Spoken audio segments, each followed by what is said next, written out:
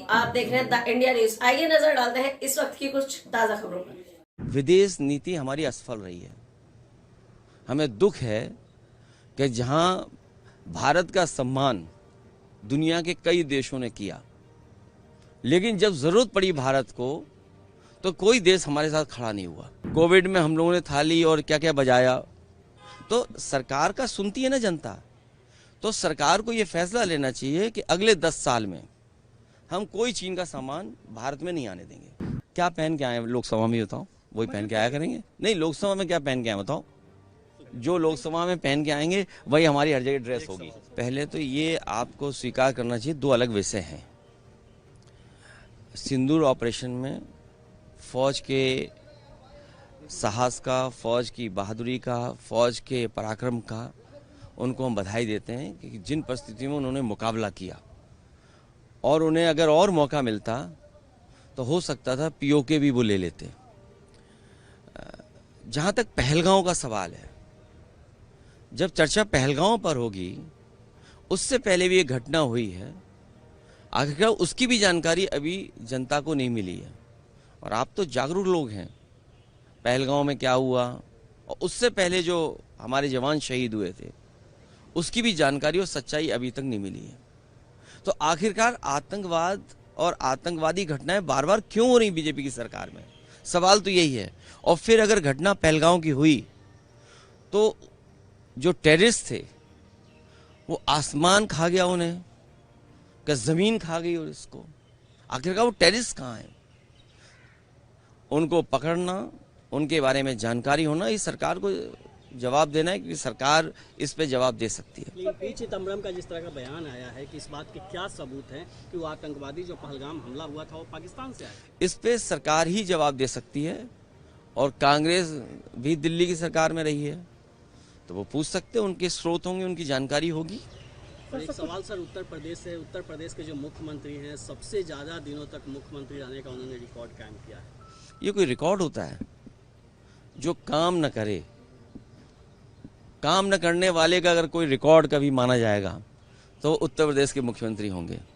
और दूसरे का काम अपना काम बनाना, और डबल इंजन की सरकार। सोचिए, अभी तो दिल्ली वालों को नहीं पता है कि वो अंदर ही अंदर सुरंग खोद रहे हैं। लखनऊ वाले अंदर ही अंदर सुरंग खोद रहे हैं, ये बाद में पता लगेगा। इसलिए रिकॉर्ड की बात मत करिए कि इतने दिन रिकॉर्ड, ये कहिए कि कहीं ऐसा तो नहीं है लखनऊ से अंदर ही अंदर सुरंग खोद रही हो। सर, पहलगाम हमला के बाद हम कह रहे थे पाकिस्तान से सब संबंध खत्म किया जाएगा, लेकिन एशिया कप में भारत और पाकिस्तान का मैच। देखिए, विदेश नीति हमारी असफल रही है। हमें दुख है कि जहां भारत का सम्मान दुनिया के कई देशों ने किया, लेकिन जब जरूरत पड़ी भारत को तो कोई देश हमारे साथ खड़ा नहीं हुआ। सम्मान अलग दृष्टिकोण है और हमारे साथ खड़ा होना अलग दृष्टिकोण है। तो चिंता का विषय तो यही है कि कोई देश हमारे साथ क्यों नहीं खड़ा है। जब हम व्यापार दे रहे हैं, चीन को कितना व्यापार दे रहा है भारत, आखिरकार व्यापार रुकेगा कि नहीं रुकेगा। और ये तो हम अपने भाषण में बोलेंगे, तो कोई प्रोग्राम बनाना चाहिए ना। जैसे नोटबंदी हुई, कोविड में हम लोगों ने थाली और क्या क्या बजाया, तो सरकार का सुनती है ना जनता। तो सरकार को ये फैसला लेना चाहिए कि अगले 10 साल में हम कोई चीन का सामान भारत में नहीं आने देंगे। इकट्ठा तो नहीं रोक सकते। अब सोचिए, अमीरों का तो सब कुछ आ रहा है, लेकिन गरीब के लिए खाद की जरूरत तो कुछ नहीं आ रहा। तो 10 साल में ये कार्यक्रम भारत सरकार को बनाना चाहिए, जैसे हम सब लोगों ने समर्थन दिया था भारत सरकार का। तो ये सरकार भारत की एक कार्यक्रम बनाए कि अगले 10 साल में हम लोग स्वदेशी अपनाएंगे और चीन का कोई सामान नहीं लेंगे। ये जो चर्चा हो रही है, ये वोट के लिए भारतीय जनता पार्टी करती है। पाकिस्तान से ज्यादा इसलिए करती है क्योंकि उसे वोट भी चाहिए। लेकिन असली खतरा चीन से है। कि आप जितने लोग खड़े हो, जागरूक दिल्ली वालों, सब जानते हो खतरा चीन से है।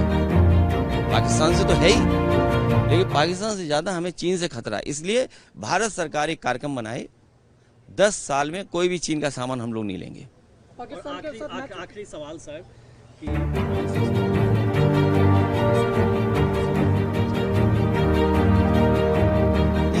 हिंदुस्तान भी अच्छा नाम है, हिंदुस्तान बहुत अच्छा नाम है, हिंदुस्तान के नाम में कोई कमी नहीं, भारत भी होना चाहिए, इंडिया भी होना चाहिए।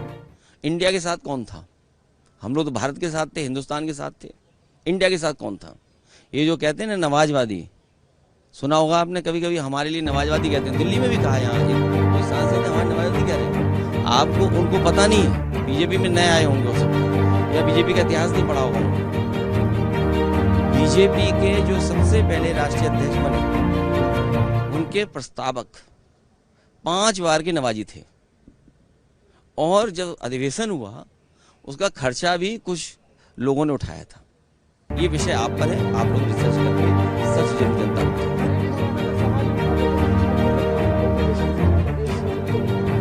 क्या पहन के आए हैं लोकसभा में? बताओ, कोई पहन के आया करेंगे? नहीं, लोकसभा में क्या पहन के आए बताओ?